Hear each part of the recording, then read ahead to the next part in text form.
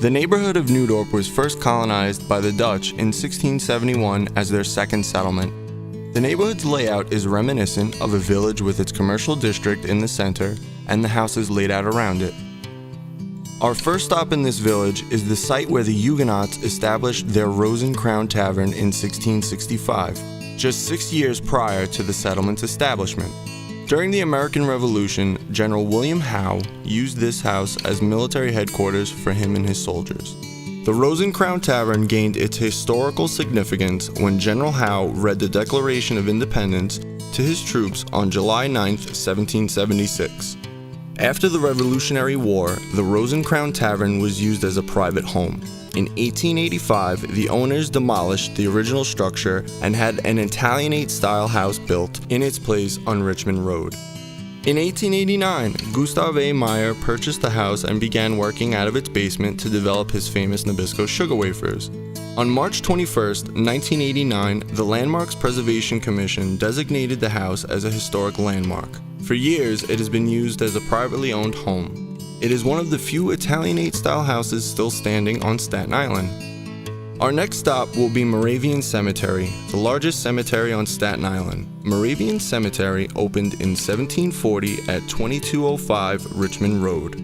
The cemetery was originally opened as a free cemetery for the public to discourage people from using their own farmland to bury their loved ones. The Vanderbilt family had donated around 13 acres of land to the church and cemetery between the late 19th century and early 20th century. Between 1885 and 1886, the Vanderbilt family mausoleum was constructed. The mausoleum was built on the family private portion of the cemetery, which is currently off limits to the public. Some of the dates on the tombstones within the cemetery predate the church and go as far back as the Revolutionary War. Down New Dorp Lane is our next stop at the Lane Theater. The Lane Theater was transformed from your run-of-the-mill building into an Art Modern style building by Charles, Elias, and Louis Moses. On February 10, 1938, the Lane Theater opened for the first time under its new name at 168 New Dorp Lane.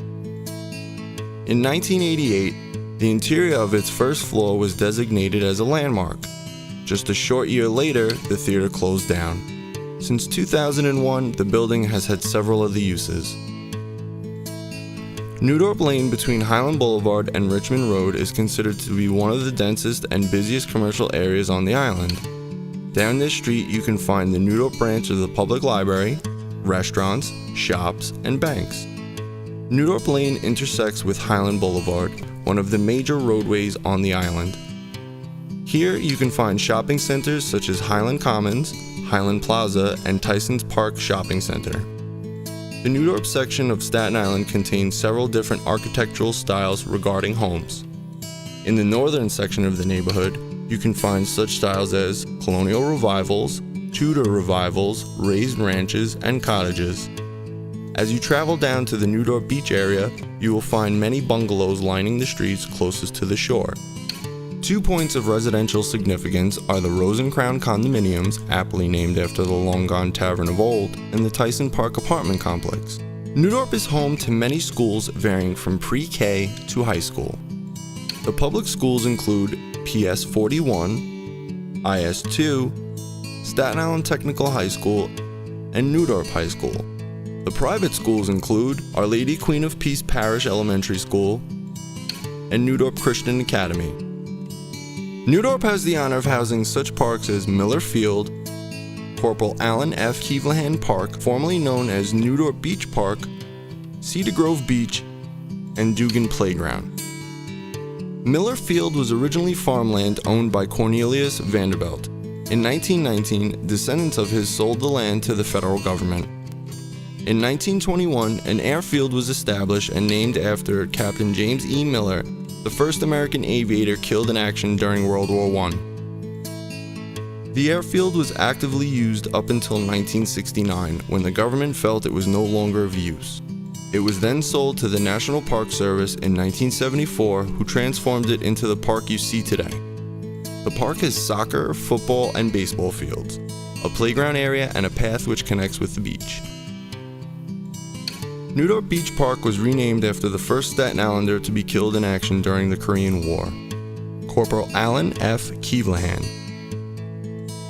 The football field within is named after John D'Amato, a high school and college star athlete who was inducted into the Staten Island Sports Hall of Fame in 2003. Along with the football and soccer field, there is a decorative spray shower, a play unit, and paths that also connect with the beach. Cedar Grove Beach was Staten Island's last surviving beach colony. In 2010, the residents of the beachfront bungalows were evicted so that the land could be used for a public beach and park. In this park, you can find the beach, a baseball field, a play unit, and a picnic area. Dugan Playground was obtained by the New York City Department of Parks and Recreation in 1931. Up until 1974, this park was an empty lot that did not have an official name. In 1974, the Parks Department renamed the park after Gerard Dugan, a community activist from Staten Island who was awarded the Richmond County Borough President Award and received an Achievement Award from the Civic Congress of Staten Island. They also updated the empty lot to have play units, swings, a spray shower, 2 baseball fields, a basketball court, 2 handball courts, a comfort station, benches, and water fountains. The New Dorp area is one of the most convenient and easily accessible areas for public transportation on Staten Island. From the X1, X2, X3, X4, X5, X7, X8, X9, and X15, all heading into various parts of Manhattan, getting into the bustling borough is a breeze. The local S78 travels down Highland Boulevard from tip to tip. The S79 goes from Brooklyn to the Staten Island Mall. The S76 and S57 travel into the interior neighborhoods of Staten Island. The S74 and limited S84 travel around the outside of the neighborhood on Richmond Road from the St. George Ferry Terminal to the Bricktown Mall. Arguably the most important mode of transportation is the train, which makes a stop in New Dorp along its way from the St. George Ferry Terminal to Tottenville and back, almost paralleling Highland Boulevard. For more information on the neighborhoods of Staten Island, you can visit our website at realestatesiny.com.